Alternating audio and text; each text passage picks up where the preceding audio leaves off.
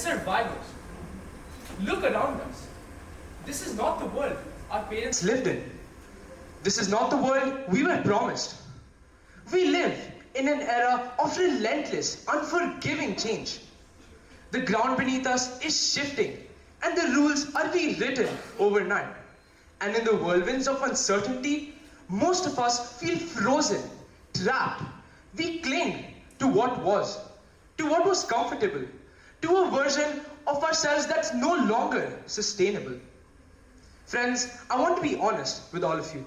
For a long time, I lived in an inner world which felt like a quiet storm.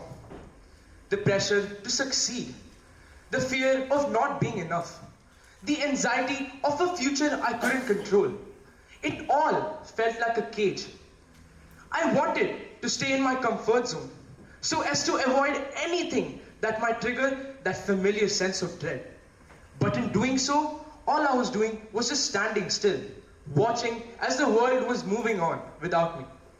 I was clinging to a version of myself that was not living, just surviving. And deep down, I knew that this wasn't the life I was meant to lead. The path of resistance, of living as a victim of the circumstance, it often leads to the slow, quiet death of the spirit. This is a life led on the sidelines, watching as the world moves on without you. But friends, I'm not here to talk about this part.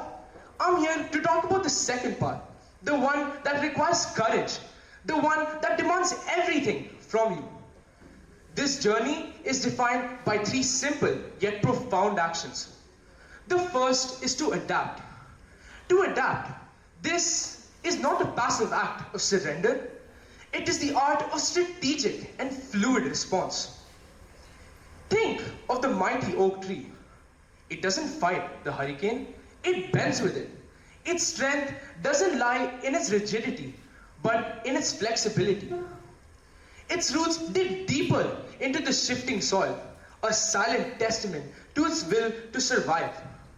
This is the first and most crucial lesson of our journey, the ability to become one with the storm.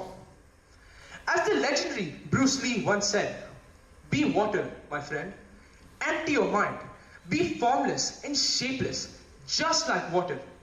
You pour water into a cup, it becomes the cup. Put it into a bottle, it becomes the bottle. Put it into a teapot, it becomes the teapot. Water can flow or it can crash. Be water, my friend." This is your life. This is your calling. This is your mission.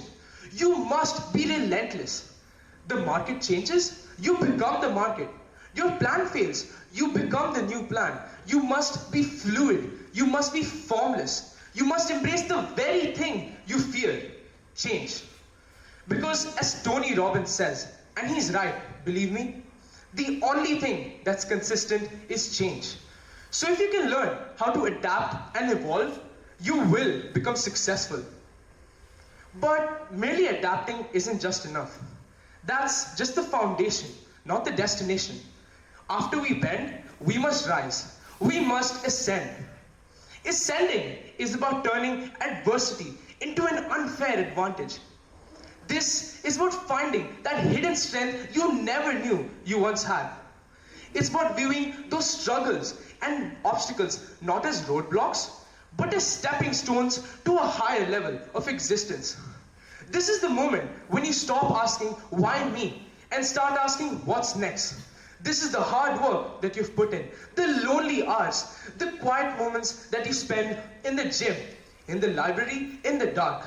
Because it's in that sweat and struggle that you must find the resolve to climb higher and soar to greater heights.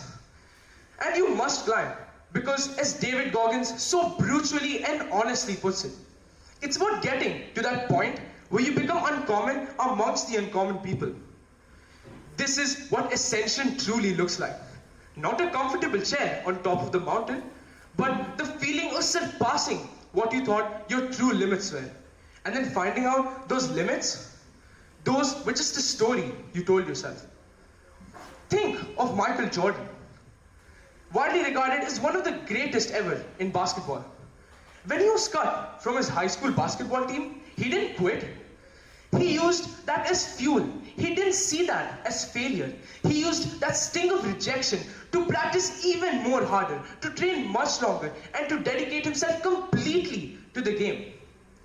And in doing so, he turned that moment of defeat into the very foundation of his legendary work ethic.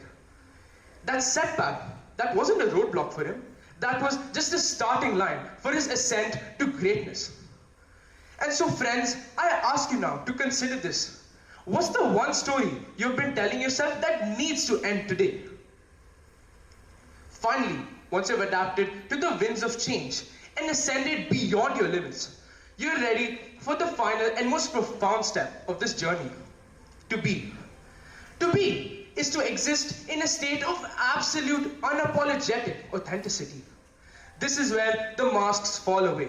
This is where the facade you've built for the world crumbles.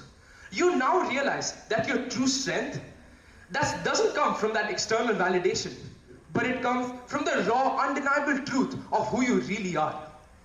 You simply are powerful, resilient, and utterly and unapologetically yourself. It's a state of being that resonates with the words of Ralph Waldo Emerson. To be yourself in a world that's constantly trying to make you something else, that is the greatest accomplishment. So friends, remember this one simple equation. Change plus courage equals you. From adapting to the winds of change with courage to ultimately becoming your true self. So friends, I leave you with this final call. This is your life. This is your mission. The world is changing. Now the choice is yours. Will you resist and be broken? Or will you choose to be the force that bends, the spirit that climbs, the truth that stands eternal? And so friends, adapt to those winds of change. Ascend with the storm. And then at the summit of your own making, simply be yourself. Thank you, everyone.